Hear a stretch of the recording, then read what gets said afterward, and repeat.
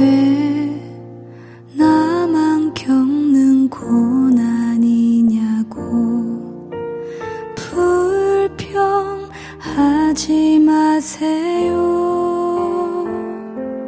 고난의 뒤편에 있는 주님이 주실 축복 미리 보면서 감사하세요. 너무 견디기 힘든 지금 이 순간에도 주님이 일하고 계시잖아요. 남들은 지쳐 앉아 있을지라도 당신만은 일어서세요. 힘을 내세요. 힘을 내세요.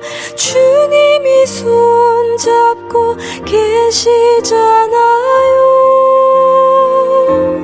주님이 나와 함께함을 믿는다면 어떤 역경도 이길 수 있잖아요. 왜 이런 슬픔 찾아왔는지 원망하지 마세요. 당신이 잃은 것보다 주님께 받은 은혜 더욱 많음에 감사하세요. 너무 견디기 힘든 지금 이 순간에도 주님이 일하고 계시잖아요. 남들은 지쳐 앉아 있을지라도 당신만은 일어서세요. 힘을 내세요. 힘을 내세요. 주님이 손잡고 계시잖아요. 주님이 나와 함께함을 믿는다면 어떤 고난도 견딜 수 있잖아요. 힘을 내세요. 힘을 내세요. 주님이 손잡고 계시잖아요. 주님이 나와 함께함을 믿는다면 어떤 역경도 어떤 고난도 어떤 고통도 견딜 수 있잖아요.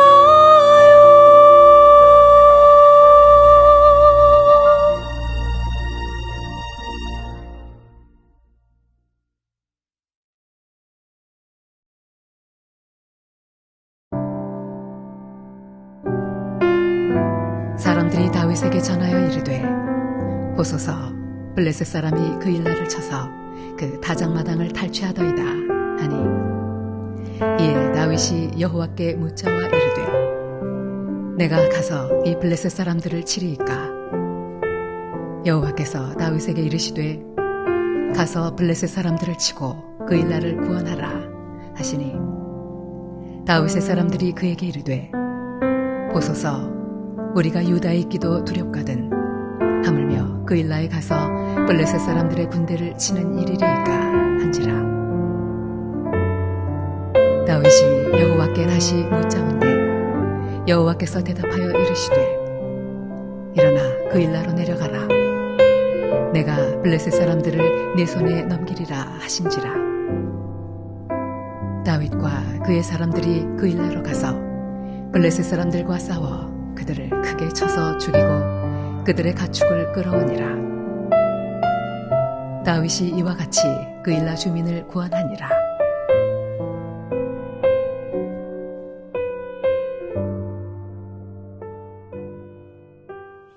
자, 드디어 긴 무더위가 꺾이고 결실의 계절 가을로 접어들었습니다.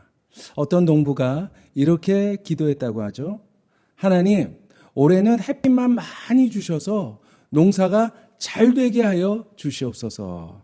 자, 그런데 가을에 추수를 해보니 쭉정이만 가득했어요.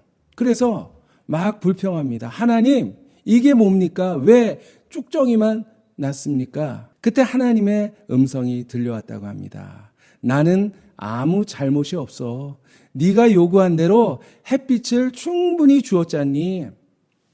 아니, 그런데 왜 농사를 망쳤습니까? 그러자 하나님께서 이렇게 대답을 하셨습니다. 너는 햇빛만 구했지 찬서리를 구하지 않았어. 찬서리가 없으면 곡식은 영글지 않는단다. 그렇습니다. 찬설이 없이 곡식이 영글 수가 없는 것입니다. 마찬가지로 고난이 없는 인생 결코 견고하지 않아요. 고난을 어떻게 해석하고 또 어떻게 반응하는가, 그것이 가장 중요합니다. 다윗도 견고한 인생이 되기 위해서는 찬설이가 필요했습니다. 무자비한 사울을 피해서 광야에서 이리저리 방랑 생활을 해야만 했어요. 그런데 어느 날 누군가가 다윗에게 블레셋이 그일라를 침략했다라는 소식을 전해줍니다. 블레셋 사람들이 그일라 주민들을 막 괴롭히고 추수한 곡식들을 약탈하고 있다는 그러한 소식이 들려온 곳입니다. 그일라는 유다 지파의 땅이었어요. 다윗도 유다 지파 사람이었습니다. 자기 동족들이 괴로움을 당한다, 이런 소식을 듣고 다윗은 안타까운 마음에 하나님 앞에 무릎을 꿇고 기도하기 시작합니다. 하나님, 제가 어떻게 하리이까? 제가 가서 블레셋 사람과 싸울까요? 그러자 하나님께서 말씀하십니다. 그래, 가서 블레셋 사람을 치고 그일라를 구원하라. 자, 그런데 다윗의 부하들의 의견은 어땠을까요? 오늘 3절부터 보면 그들은 그일라 구출 작전에 대해서 아주 강하게 반대했습니다. 왜 그런가 하면 지금 다윗은 사울에게 쫓겨다니는 입장이에요. 아니, 우리도 위험한 상황인데 다른 사람을 돕기 위해서 적과 싸운다라고 하는 것은 너무나도 무모합니다 라고 하는 주장이었습니다. 충분히 일리 있는 의견이죠. 이렇게 난감한 상황 속에서 다윗은 어떻게 했을까요? 4절 말씀해 보면 또다시 하나님 앞에 무릎을 꿇고 있습니다. 그러자 하나님께서 그일라로 내려가라. 내가 블레셋 사람들을 너의 손에 넘겨주겠다. 확신을 주셨습니다. 결국 다윗이 그일라로 가서 블레셋을 물리치고 그일라 주민들을 구원해낼 수가 있었습니다. 여러분, 우리도 살다 보면 난감한 상황을 만날 때가 있죠. 이러지도 저러지도 못하는 상황을 만나게 됩니다. 그때 어떻게 하는 것이 가장 우리 그리스도인다운 모습일까요? 무엇보다도 철저하게 하나님 앞에 무릎을 꿇어야 한다고 하는 것입니다. 자, 오늘 다윗도 그일라 소식을 듣고 제일 먼저 뭘 했습니까? 당장 군사를 이끌고 그일라로 달려갈 수도 있었지만 그렇게 하지 않았습니다. 어떤 일보다 가장 먼저 하나님 앞에 엎드렸어요. 그리고 하나님께 물었습니다. 하나님, 어떻게 할까요? 그일라를 구할까요? 말까요? 그리고 부하들이 이런저런 이유를 대면서 반대할 때도 또다시 다윗은 기도의 자리로 나아갔습니다. 4절 말씀에 보면 다윗이 여호와께 다시 묻자온대. 그렇습니다. 히스기야 왕도, 여호사밧 왕도, 모든 믿음의 사람들은 한결같이 고난 앞에서 기도의 자리로 나아갔어요. 그렇습니다. 여러분, 기도가 최선이에요. 사람의 말에 귀를 기울이기보다 여러 가지 세상의 수단과 방법을 동원하기보다 먼저 하나님 앞에 무릎을 꿇을 수 있어야 하는 것입니다. 기도는 결코 최후 수단이 아닙니다. 우리 삶의 최우선 순위가 되어야 하는 것입니다. 흔히 기도하지 않고 성급하게 결정하고 행동하는 그런 어리석음을 우리가 범할 때가 있습니다. 만사를 제쳐놓고 우리가 기도로 하나님께 물을 때 주님께서 우리의 길을 활짝 열어주실 것입니다. 기도로 하나님께 모든 것을 맡길 때 하나님께서 우리 문제 가운데 개입해 주시고 역사하여 주실 것입니다. 그러므로 결코 기도보다 앞서지 않는 저와 여러분이 되시기를 원합니다. 또한 우리가 위기를 만났을 때 현실에 얽매이지 아니하고 순종하는 것, 하나님께 순종하는 것, 이것이 중요합니다. 순종이 우리에게 하나님의 축복을 가져다 줍니다. 그런데 우리의 순종을 방해하는 게 있죠. 바로 현실이라는 벽이에요. 이 현실에 너무 얽매이다 보면 순종할 수가 없어요. 현실의 벽을 뛰어넘어야 하는 것입니다. 자, 오늘 다윗이 그일라로 가서 블레셋을 치고 그일라를 구원하라. 이렇게 하나님께서 말씀하셨지만 그러나 다윗의 부하들이 그것을 가로막았어요. 그 이유가 무엇입니까? 우선 내 코가 석자예요. 내 코가 석자인데 누굴 돕느냐라고 하는 것입니다. 사울을 피해 다니기도 바쁜데 남을 구한다고 하는 것 주제넘은 짓이라는 거예요. 또한 지금 다윗이 있는 곳이 아주 안전한 고지대, 숲을 가운데 지금 숨어 있습니다. 그런데 그일라는 낮은 지대예요. 낮은 지대로 내려가면 다윗의 위치가 노출되고 위험하게 될 수도 있다. 그런 주장이었습니다. 그리고 마지막으로 블레셋과 전쟁을 하기 위해서는 당연히 군사가 있어야 하는데 자, 지금 다윗과 함께한 인원이 400명이었어요. 전쟁을 치르기에 너무나도 부족한 인원이었어요. 뿐만 아니라 그들은 훈련된 군사들이 아니었습니다. 이 400명은 과연 누구였을까요? 22장에 보면 다윗이 아둘람 굴로 도망했을 때 어떤 사람이 그에게 다가왔습니까?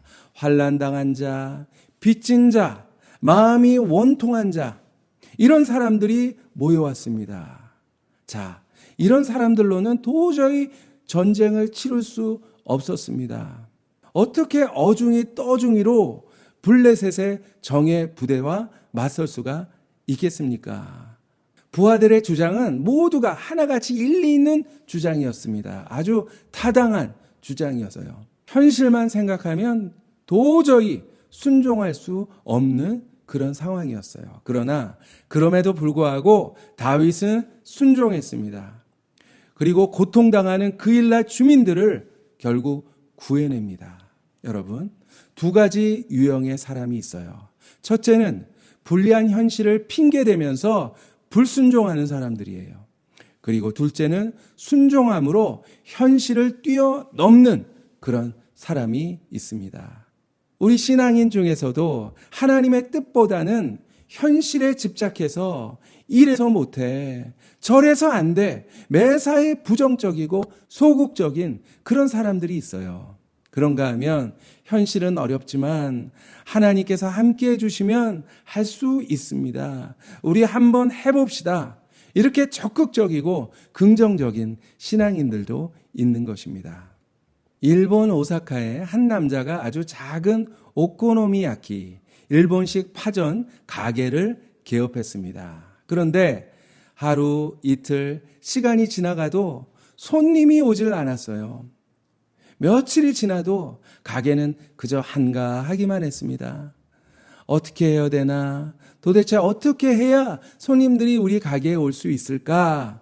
고민하던 이 남자는 자전거에 배달통을 싣고 주변을 바쁘게 돌아다니기 시작합니다. 다음 날도 그 다음 날도 계속해서 자전거를 타고 다녔습니다. 그렇게 며칠째 계속해서 배달통을 싣고 달리는 그 남자를 마을 사람들이 바라보면서 야, 저 가게는 되게 잘 되나 보다. 배달이 끊이지 않는구나. 그렇게 생각하고 그 가게를 찾아갔습니다. 그때부터 손님들이 그 가게에 밀려오기 시작합니다. 그로부터 40년 후에 그 가게는 종업원이 무려 600명이 넘는 일본 제1의 오코노미야끼 집이 되었고, 그리고 해외에도 진출을 했다고 합니다. 그 사람의 이름은 나카이 마사치쿠입니다. 현실에 굴복하지 않고 현실을 바꾸어 버린 것이죠. 사랑하는 성도 여러분, 현실은 언제나 어렵습니다. 여러분, 어렵지 않은 적이 있었나요? 그러나 어렵다고 그냥 안주하고 주저앉아 버린다면 더 이상 발전도 없고 성장도 없는 것입니다. 어려우니 이것도 하지 맙시다, 저것도 하지 맙시다. 그러면 현실을 벗어날 수가 없어요. 우리가 영적으로 퇴보하게 되는 것입니다. 신앙생활은 현실에 안주하는 것이 아니라 현실과 부딪히는 거예요. 모세가 홍해와 맞섰고, 다윗이 골리앗과 맞섰고, 예수님이 십자가와 맞섰듯이 우리도 현실에 맞서야 하는 것입니다. 오히려 어려울수록 더 순종하는 것입니다. 여러분, 한번 마음을 먹고 하나님이 기뻐하시는 일만 한번 골라서 해보세요. 어려울수록 더 철저하게 순종하고, 바쁠수록 더 시간을 내서 기도하고, 그리고 전도하세요. 그러면 여러분을 보고 하나님이 감동하실 것입니다. 그리고 우리가 처한 현실을 바꾸어 주실 것입니다. 자, 결국 다윗은 그 일나로 달려가서 블레셋을 물리치고 빼앗긴 모든 것을 되찾아왔어요. 슬픔과 탄식이 가득하던 그 땅에 웃음과 평안이 임하게 되었습니다. 여러분, 기도를 최우선으로 삼고 현실을 극복하고 하나님 앞에 순종한 사람들만이 난관을 극복하고 축복의 주인공이 될 수가 있습니다. 하나님은 복의 근원이십니다.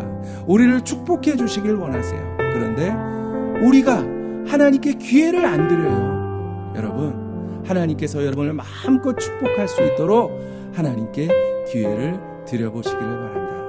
언제나 기도하고 하나님께 순종함으로 축복의 인생을 살아가는 우리 모두가 되기를 간절히 소망합니다. 기도하겠습니다. 하나님 아버지, 주님께서는 우리를 사랑하여 주시고 언제나 우리에게 축복하시기를 원하시는 좋으신 하나님이신 것을 믿습니다. 그러나 저희들 믿음이 연약하여서 하나님의 축복을 담을 그릇을 준비하지 못하여서 늘 곤고한 가운데 살아가고 있음을 주님 고백합니다. 하나님, 어떤 역경을 만난다 할지라도 낙심하거나 좌절하지 않게 하시고 최우선적으로 기도의 무릎을 꿇을 수 있는 우리가 되게 하여 주시옵소서. 기도가 만사라는 사실을 저희들 기억하게 하여 주시고 기도로 승리하는 승리의 사람 되게 하여 주시옵소서.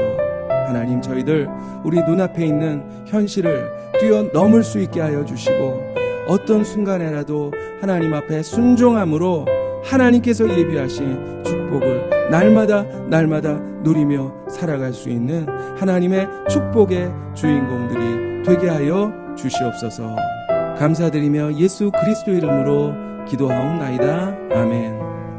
이제는 예수 그리스도의 은혜와 하나님의 사랑과 성령님의 교통하심, 인도하심이 어떤 역경을 만난다 할지라도 그 가운데 좌절하고 낙심하는 자 되지 않고 기도로 무릎 꿇고 하나님께 철저히 순종함으로 모든 난관과 모든 현실의 벽을 뛰어넘어 하나님이 주시는 축복의 삶을 살기를 마음으로 간절히 소망하는 사랑하는 모든 교우들 머리머리 위에 이제부터 영원히 항상 함께 하시기를 간절히 축원하옵나이다. 아멘.